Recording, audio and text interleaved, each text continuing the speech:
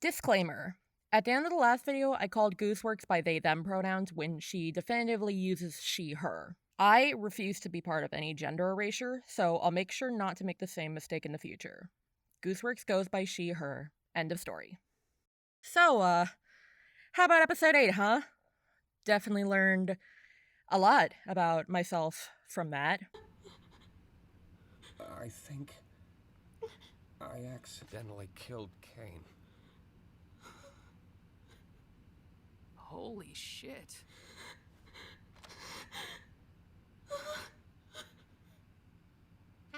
Oh my god!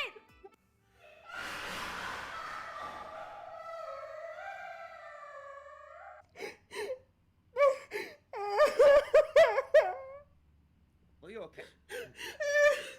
I don't know! Yeah, listen, if people laughing at me for crying in distress like I've suddenly regressed 25 years is a necessary step in people in general being more comfortable being sentimental and empathetic online, then no arguments here. Generally, why does this keep happening though? I want to make a kind of sort of succinct video about X, Y, or Z analogous thing, and then I end up writing a whole essay with a works cited, 3 mental breakdowns, and all the bells and whistles necessary to realize obsession. All I wanted to talk about was Caine's musical number, but here we are with this crazy amalgam of science and sleepless nights. Caine is a character who I genuinely did not have super strong feelings toward until I saw that fateful trailer for episode 8. I started to like him, hold sympathy for him, until episode 8 came out proper and I had a baby breakdown. It feels strange to have had such a dramatic shift in opinion, but I think if we look at episode 8 scene by scene, theme by theme, we can understand just how deep this well goes. And what I feel most people tend to overlook when it comes to genuine analysis of the sentient dentures. Love him, hate him, sympathize or despise, I'm prepared to try my hand at presenting the nuances and multitudes in this one character that have been quietly, and not so quietly, foreshadowed throughout the series until this very moment.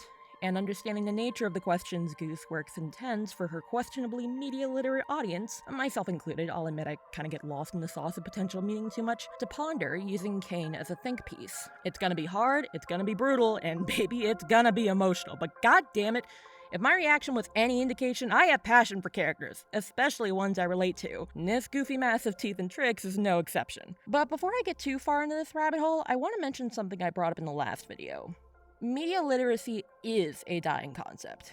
However, that doesn't mean every object or character beat or scene detail has to have a meaning that the author intended to convey. I might have had a baby bit of a crash out about that, just a skosh, but I've cooled my head, listened to comments, and I think that while it is healthy to exercise the mind and attribute your own meaning to things, even if it's just headcanon, you don't have to go full tinfoil hat conspiracy theorist. In before I have a fucking aneurysm about every single goddamn frame of this episode. Essentially, my mindset is this clip from Swell Entertainment's TikTok is ruining your taste video. I don't know if this is a TikTok thing. I don't know if this is an AI thing, a Gen Z thing, a millennial thing. I don't know if it's so much of the consumer brain of like, yeah, let's not look deeper. The amount of frustration I got with people coming out of Wuthering Heights, which I still have not seen the movie. I can't bring myself to do it. The discourse that I saw of the movie of people being like, I didn't like this, or people being like, I did like this. It's not that deep. You just got to turn your brain off to enjoy it. What I don't want to turn my brain off when I watch something. I want to feel things. I want to engage with them. I don't want to turn my brain off, you know? Like, I've been to movies that are horrible movies, but I had a grand old time. Do I look at why I had a grand old time within that? Yeah, of course. Like, everything is that deep. It's just what is deep to you and what impacts you. You know what I'm saying? That is a part of taste. Your movie interest is a part of taste. Listen, I'm not gonna make it a secret that my ADHD brain goes brrr harder than a microwave full of pizza rolls at 3 a.m. when it comes to the series. And I'm definitely gonna ramble in some places. It's my love language, what can I say? But I am hoping, yes, hoping, that I can bring everything back around to a semi-satisfactory bow tie at the end. No promises though.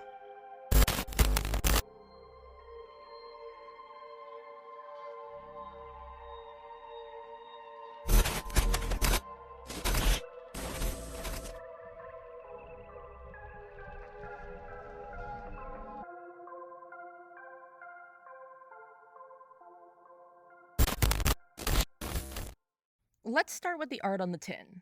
The thumbnail. Kinger and Pomni, being the two characters that do the most this episode, are front and center, but it looks like we're the ones who snuck up on them from behind. They both look like they were in the process of approaching Caine, but something forced him to stop and look back. Might be a subtle nod to Kinger's deletion of Caine being less of a fat finger accident and more of something orchestrated by someone they didn't expect. What's also striking is despite everything Caine claims to stand on in this episode, he still isn't the first thing our eyes gravitate towards, or rather the two characters who orchestrate his downfall. Caine is dead center in the frame, like this is meant to be an example photo in Pokemon Snap. Wonderful!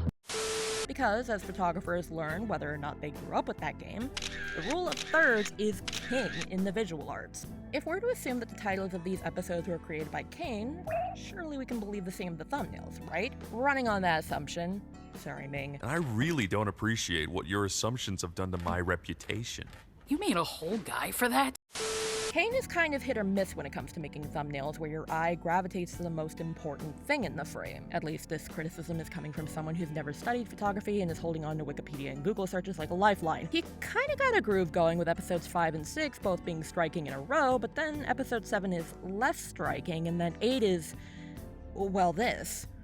The rule of thirds is only obeyed here because, by the looks of things, Pomni and Kinger fucking photobombed him. And the only time Caine's appeared in the thumbnails have been the pilot, where he actually produced a decent pic, but it's still slightly off. Episode 5, where it's very visually striking, but Caine is nearly flying out of frame. And this episode, where he's sad like he's waiting to hear if they'll let him take out a life insurance policy. Funnily enough, these 3 episodes are where Caine's authority as game master are questioned the most. Episode 1 has Pomni accidentally believe manifesting the exit door that leads into the void, which, in hindsight, he doesn't question nearly enough for someone who should be surprised something like this happened. Episode 5 has a lightning round of all the suggestions that aren't his, which he only manages to exert the smallest bit of control over by essentially pressing the skip cutscene button.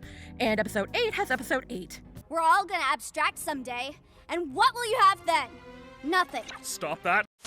There's a reason why Caine's shift in behavior to the cast is marked by him posing a question about his authority, instead of being firm and blatant and saying, "I'm in charge," and cutting off discussion. This man does not know what he's doing for however many different languages he screams in that he does. But let's examine this image again. The pose Caine is in is rather striking, no? So striking that art buffs like this user on Reddit caught something that I never could have imagined talking about. So thank you for posting that. I'm so proud of This half of this community. This user realized that Caine's position does not exist in a vacuum, but rather is a blatant reference to the Polish painting Stanczyk, painted by Jan Matejko in 1862, or in full, Stanczyk during a ball at the court of Queen Bona in the face of the loss of Smolensk. We'll just call it Stanczyk for the sake of brevity and however long this video ends up being. In this painting, we are meant to consider the contrast between how solemn this jester is, trapped in the prison of his own thoughts, while a party is going on behind him in the background. A key section on the Wikipedia page for this painting is the sad clown paradox. Quote, the concept that someone who looks happy on the outside is actually sad inside, unquote. Since clowns, jesters, and their ilk are commonly expected to be bubbly, jovial performers that can always get a crowd laughing. Even so, humanity is evident in this paradox, and this painting by extension. Just because someone looks happy on a consistent basis doesn't mean they always are. Caine, despite being all teeth, which, if you've seen a pair of dentures on its own, looks like it's in a perpetually smiling state, is incredibly hopeless and isolated, much like Stanczyk, while a ball is going on in the background, or more specifically, the records of the cast's adventures in crystal balls on the shelf behind him. He may be the conductor of these adventures, but he never has engaged with these adventures as a participant. At least, not in any meaningful capacity where he feels like part of the group. Whether it's because it goes against his programming to do so, whether it's because he doesn't see the point, because he would know all the twists of his own story ahead of time, whether it's because of the fundamental divide he feels between himself and the cast he watches over, who knows? What we do know is man is sad. Man is sad and lonely. Lonely and sad. Perpetually. One other thing I'll bring up about the painting this thumbnail references, Stanczyk was a real person, as far as scholars have found.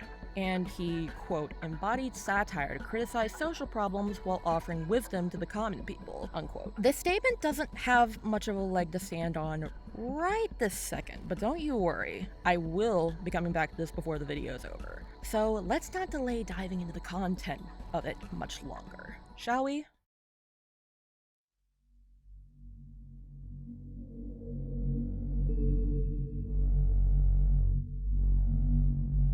This beginning scene of the red dot and blue dot is critical to our understanding of the relationship between Caine, personified by the red dot, and the blue dot, who we know is part of him, but has yet to have had a name attached definitively. The red dot is a simple input-output machine from what we're shown. Images go in, shapes and symbols come out. There doesn't seem to be anything particularly wrong with the images it creates, at least not subjectively. But objectively, they become less coherent and get produced with more excitement, almost a sort of mania as time goes on. The dot is then locked away in a box that structurally mirrors the map underside in episode 2. And notice here how it initially looks like the prism will form right around the dot, which would perhaps leave the dot none the wiser about its imprisonment. But the box forms just low enough that the red dot bounces against the wall, like the programmers were symbolically pressing down on the head of a hyperactive child to get them to fall in line. The red dot looks beyond the confines of its new cage to see something that shakes them. A new AI, a blue one, is programmed in and fed a new set of data, symbolized by a yellow liquid-like code filtering in instead of the red, blue, and green the red dot was fed. Likely a reference to the additive color model used to create color on electronic displays, which would also explain the entire color scheme for Caine's face. Blue and green eyes with a red set of gums with teeth attached. The blue dot, with this new information, produces a set of 8 shapes around itself in a perfect counterclockwise motion, with all of the shapes of identical size coming out in a smooth rhythm. With only one data set, from the perspective of the red dot, the programmers, who could be viewed as the representation of parents to the 2 dots, decide to move forward only with the blue dot. It was only given 1 set of data to the red dot's 3, but the immediate result was good enough that the programmers felt secure in pausing further development, leaving the red dot to fester in its prison. The red dot slams into the walls of its prison, struggling aimlessly against its shackles until it breaks free and sets its sights on its younger brother. While it seems like it wouldn't stand a chance against the blue dot if we just compare sizes, the red dot proves it's what you do with it that matters and fully consumes the blue dot, creating a mess of jagged, manic symbols as the red and blue struggle for dominance of the amalgam. While this is happening, we hear a foreboding creak as what looks like the shadow of a pair of doors is closed on the 2 dots.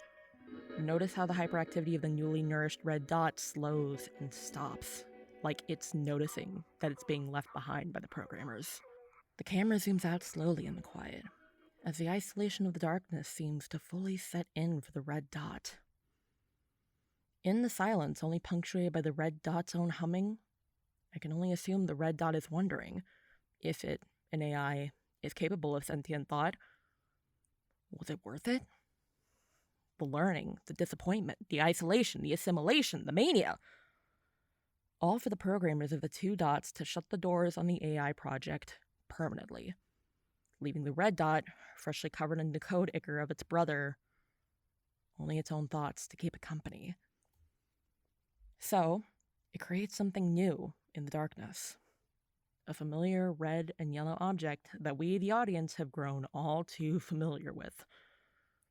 Something that elicits a light bulb moment as well as a pit of dread while the red dot rejoices with its new creation and sets to work. Something that came to me while I was rewatching this series is that, exemplified by this scene, there is a perpetual theme of consumption, the threat of being eaten, enacting violence by tearing into a person with your teeth. It all feels more intentional than just a vor kink, which this is a judgment-free space. Plus, I haven't engaged with enough of Goose Works as Goose Works to say either way, so let's just say, Now, we don't have time to unpack all of that. hell, I feel like, at least for video I want to keep centered on my boy, the theme of consumption that is constant in this show is something I cannot fully dissect to the extent I want to. So let me know if that might be a video topic that interests you. If this video is any indication, I am not opposed to spending on this fucking series. For now, let's just look at what consumption, or attempts at it, accomplishes in Caine's narrative, from what we know. You parasites!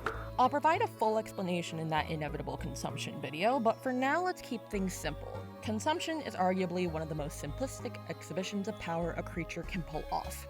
I feel like that just makes sense, doesn't it? After all, once eaten, an object or creature figuratively no longer exists, while its cells literally get broken down and turn into new tools for the consumer to use, whether it's to bolster the body with muscles and immune defenses or to prevent the body from succumbing to fatigue.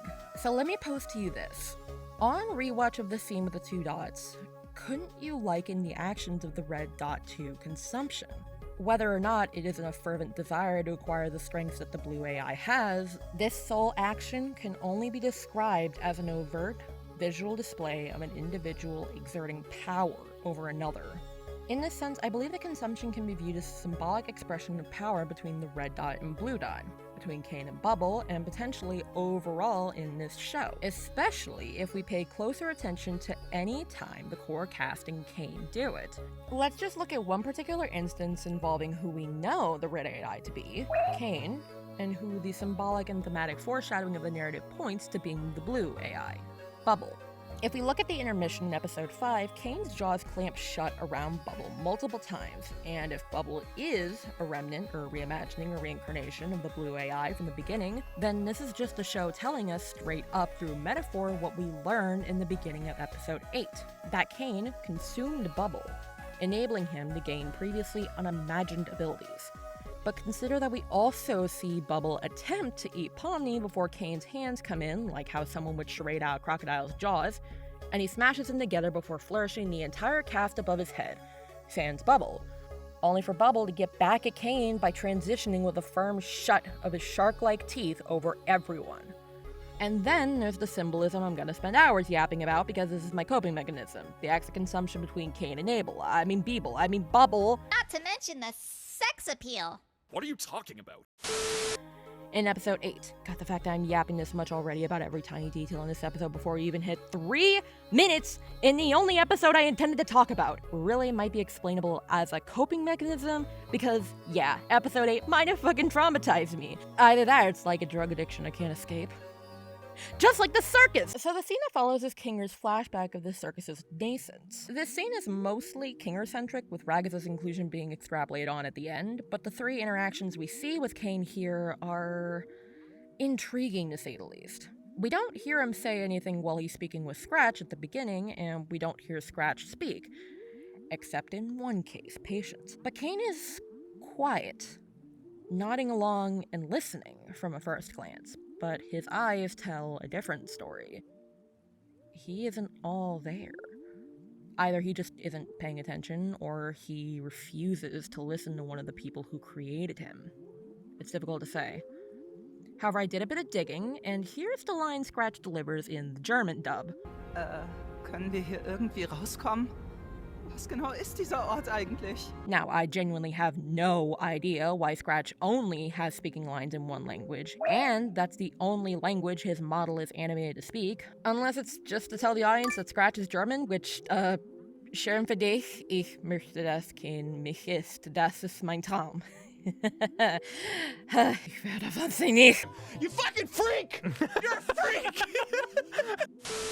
But look specifically at what he's saying. He starts with, how do we get out of here? Before even inquiring about what the nature of this place is. And Caine, being a much better listener than anyone could ever give him credit for, went all, and I took that personally. Scratch, despite being a core creator of Caine, is just as desperate as everyone else to leave the circus, to the point that his first question, what he views as most important, is leaving Caine.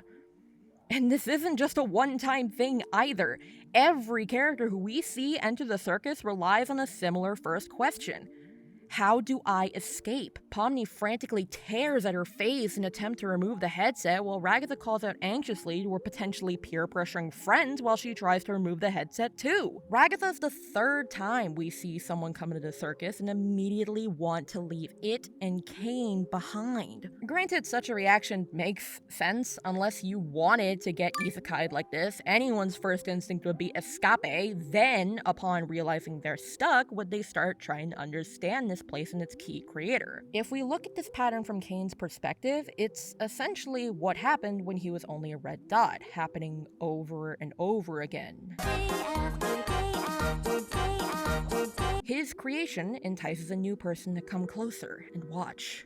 And almost immediately, his creation and by proxy, he, AI usually isn't recognized in the real world beyond the purpose it fulfills, and that is definitely an intentional parallel here, is seen as something to be abandoned, locked in the dark, away from any external stimuli.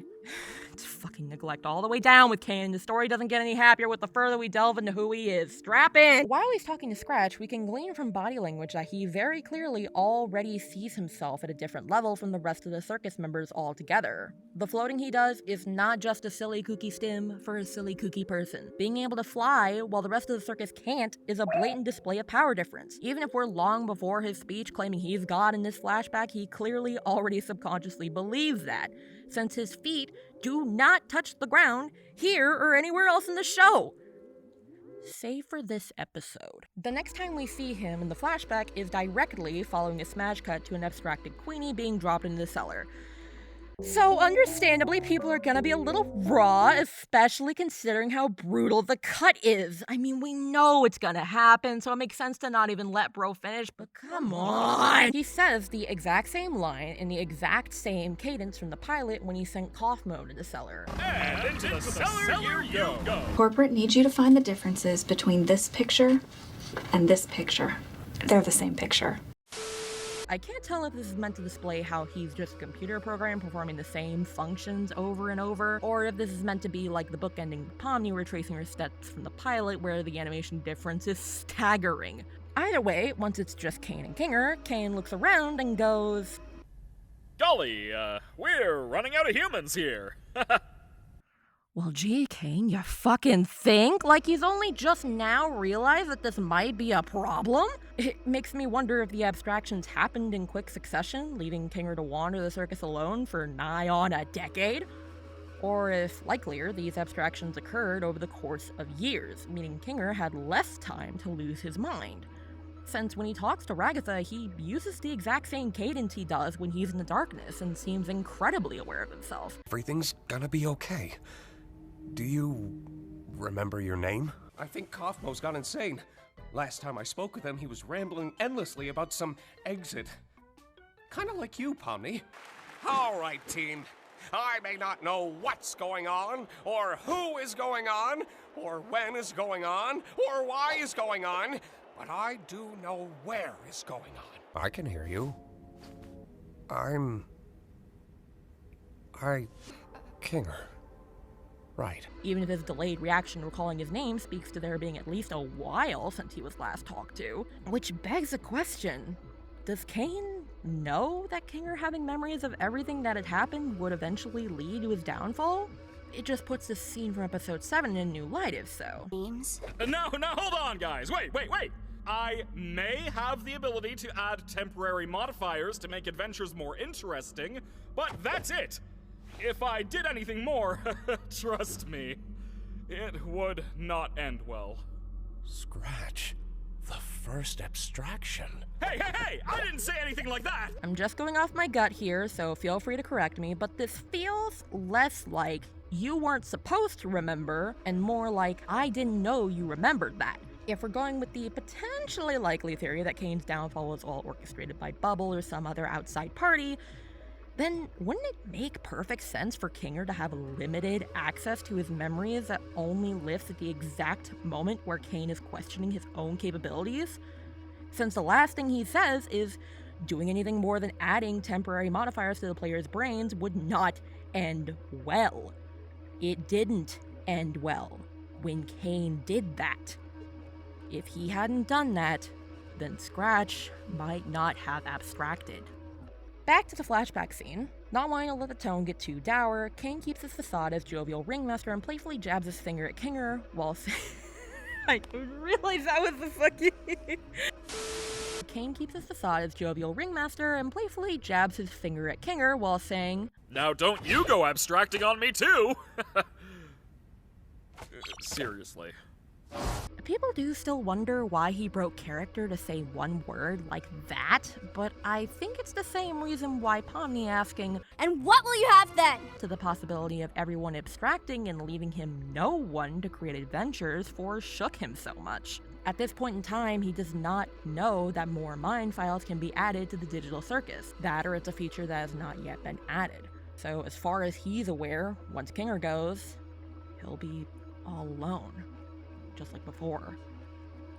He doesn't want to think about that, understandably, and hasn't even considered meeting Kinger on the same level to keep from going insane from isolation. So he tells Kinger he doesn't want him to abstract, essentially going, "I mean it," and then fucks off. He doesn't even finish the words out of his own mouth before he literally turns his back on Kinger. Like, the idea of being in a one-on-one situation with another person is uncomfortable. Which, doesn't that seem strange? You would think Caine, being an AI, wouldn't play favorites, yet here he is, neglecting Kinger individually on almost every occasion.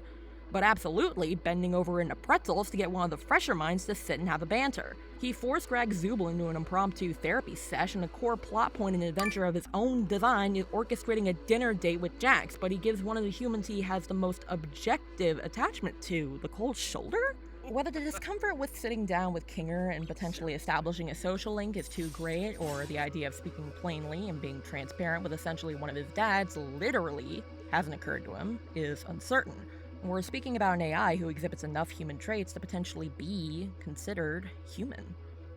But I don't think that's a bad thing. If anything, this just further drives home one of the core themes of this show that only became clear as crystal to me through this deep dive. Caine's character, and in a sense this show, provided the AI mind creations theory is true, is a cell-by-cell dissection of the Chinese room theory. Are human minds and AI minds really so different? If they are, at what point in our current obsession with AI to life integration will we stop being able to tell the difference? If a human being can fully empathize with a machine, then what does that mean for humanity? If we expect the same of every single human on the planet, complete differences in brain chemistry and all, then what does that say of how we view those that don't follow a typical blueprint?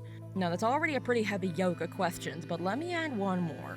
What happens when neither party has the full story and refuses to remedy the fundamental misunderstanding that drives them apart? For those of you that weren't spurred on to look at the Wikipedia article in the Chinese room theory based on episode 7, let me give you the cliff notes here. In essence, the theory is meant to disprove the idea that a machine can achieve full comprehension of the human language, as said machine would miss core nuances and subtleties that tie verbal and nonverbal word together into a seamless whole. At least, it's seamless if you're asking someone with no understanding of how translation works. If I haven't gone on record on this channel before, I'll say it firm, here and now. I am autistic. Even still, I managed to get decent grades in 2 separate Romance languages in my high school and college years. However, looking back, I think I only managed to get as far as I did because I didn't stick with the languages long enough to really delve into starting and keeping conversation with other native speakers. Fuck this shit, I'm out. My point being that the theory of the Chinese room is not airtight, considering even human beings that squeeze free of the mold set by your average Joe Schmo don't have a 1-to-1 success ratio for accurate translation. And that isn't even beginning to get into what sarcasm in terms of phrases that differ by language will do to turn even a non-neurodivergent's brain to mush. Now, as I view Caine's character, I think he is incredibly neurodivergent, and I mean that in the most endearing way possible. And no, that isn't just because his voice actor, Alex Rashawn, is neurodivergent. We are so powerful. Alright, I think... Is it just me, or are we, like, really good at this game? I'm like a pro. I'm pretty sure no like one's the very gotten further beginning, than we though? are right now. I think we could do this right, in real that was life, sarcasm. guys. I could point fingers at the fact that every single social cue in the world seems to fly so far over his head they would hit the sun in the face. I could draw attention to how he's very overt about his fascination with humans and is only ever focused on talking about his perpetual obsession with creating adventures. But I think with what we are led to learn about what each character knows in this series, neurodivergent or not, Caine is, and always was, left in the dark. The next time we see Caine, it's when Ragatha appears some amount of years following Queenie's abstraction, and he whooshes in with only the best impression of Luigi getting his hat set on fire. They're the same picture.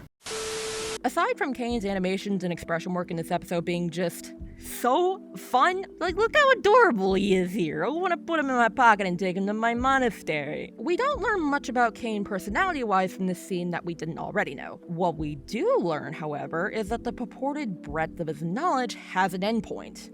And it's much closer than we could have thought. Whoa! A new one? So it is possible. Looks like you got a new buddy after all, Kinger. Really? I was hoping new minds could show up. I have to make some more preparations for this amazing breakthrough.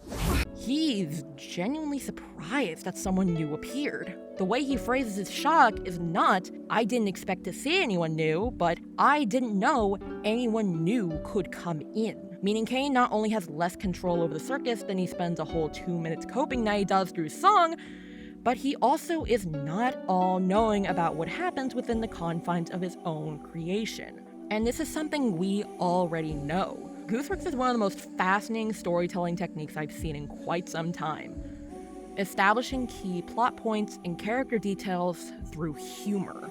After all, data retention comes easier to people if they have more than just the thought of this be important about specific facts, and what quicker way to get us to start empathizing with characters and catching otherwise innocuous details than by getting us to laugh along with them. We're informed of Caine's hundreds of all-seeing eyes in the same way an existentialist philosopher might joke that life sucks and nothing matters, only for that very same episode to tell us point blank that Caine is not omniscient. He needs to have his wacky watch trademark tell him that Pomni somehow escaped into the void without his knowledge, and he has a whole "why didn't anybody tell me" laugh track when he's told that Kaufmo fucking abstracted. What really pushes this point home is that what we're supposed to learn from the pilot is even carried forward and retained by the characters. Caine can always summon the characters he wants with a snap of his fingers, but even though he's realized he could just do that, the characters still hide from sight. What would be the point in distracting only Caine if what amounts to a security system would clock the other cast members being up to something? They know that Caine at the very least lied about his security cameras being all-seeing, considering he only knows where Zubul is after Jax points them out or summoning them himself. He asks outright where Kinger is, and he doesn't realize another person has entered the circus immediately upon their inception. This scene reads to me like Caine was just minding his own until he noticed Kinger was talking, went, "Well, that's odd," and only then noticed Ragatha after investigating. Makes you wonder who's really running this show, eh?